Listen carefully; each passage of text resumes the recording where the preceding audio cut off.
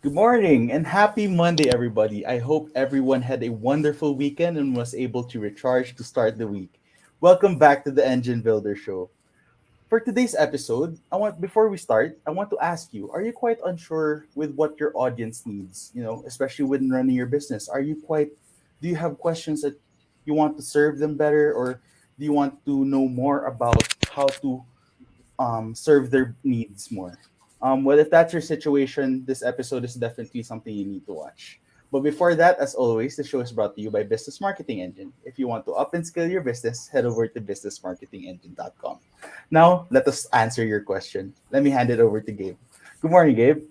Good morning, Jethro. Thank you, and good morning, everyone. I hope your week is off to a good start already. And I know in the states here we have the holiday here on Thursday, so I'm looking forward to a nice long weekend.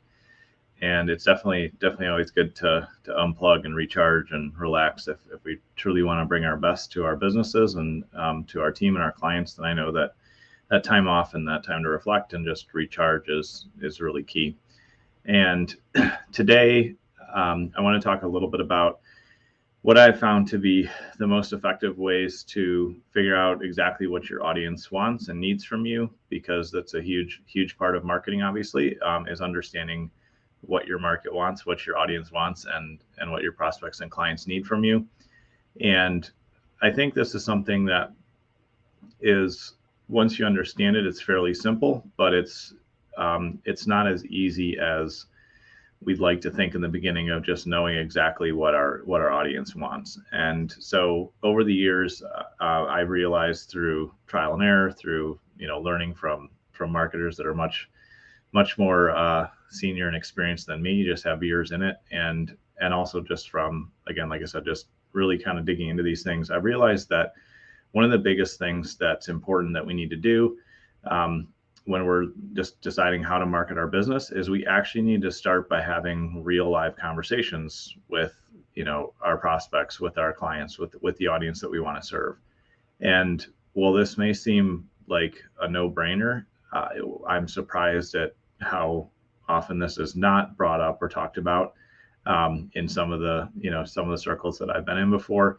And also, I realize that it may feel like it's a little bit intimidating, or you may not know how to start those conversations. And so I understand in the startup phase, where if you haven't been an entrepreneur for long, or you haven't really been in business that long, that it may feel intimidating or difficult to have those conversations. But if you're willing to do that, then I can guarantee you that you're going to, over time, in a shorter time for sure, uncover exactly what your audience is looking for.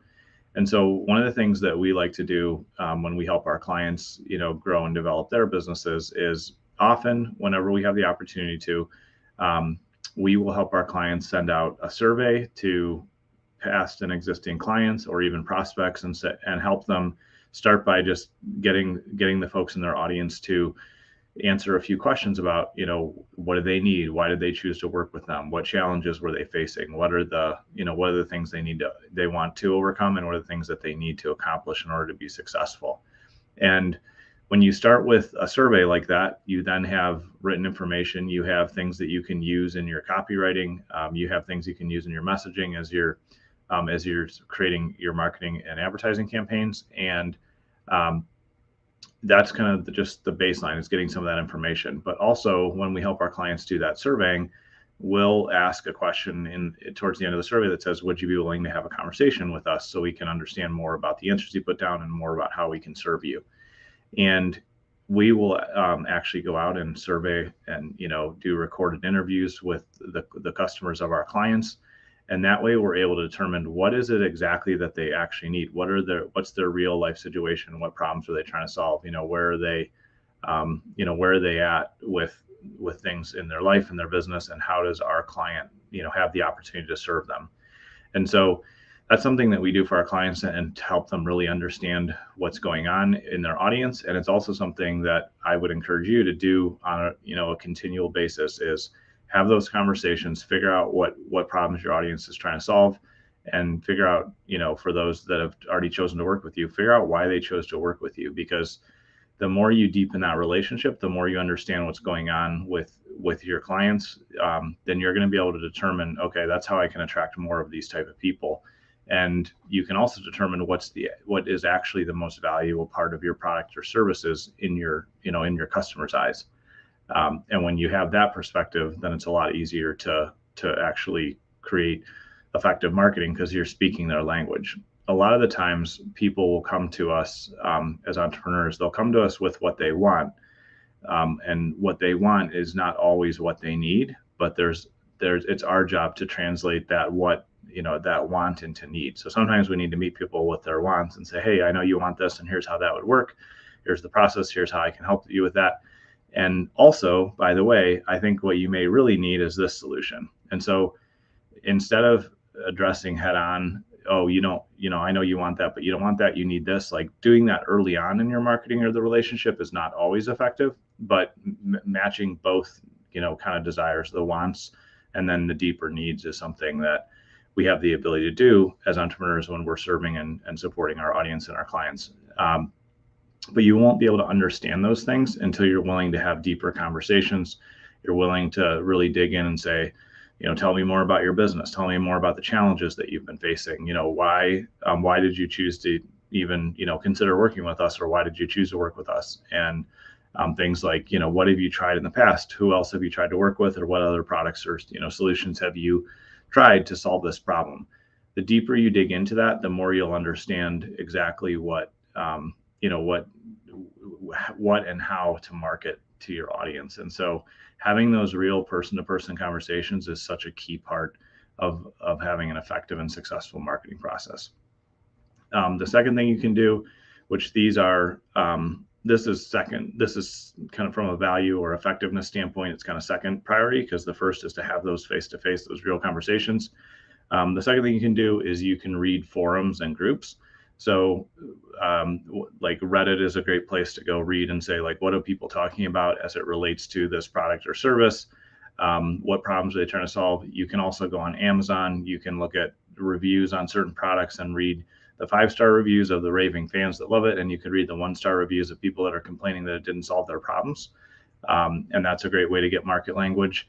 And then the other thing that's also really helpful is just joining, Facebook groups, LinkedIn groups. Sometimes have enough information in them, but sometimes not. But Facebook groups, I always find, if you read through all the conversation, the questions, the comments, you can really get a good sense for what an audience or a market space is facing. And so seeing those conversations in their language kind of firsthand will allow you to understand what problems the market's trying to solve and how you can match that with not only your marketing, messaging, but also obviously the actual product and solution that you're delivering. And then the third thing that I find to be really helpful when you're trying to figure out what to offer your audience is, if you've had the conversations, if you've done the other market research of reading the forums, the groups, reviews, like really digging in and supplementing your real conversation data with, just digital research in a sense.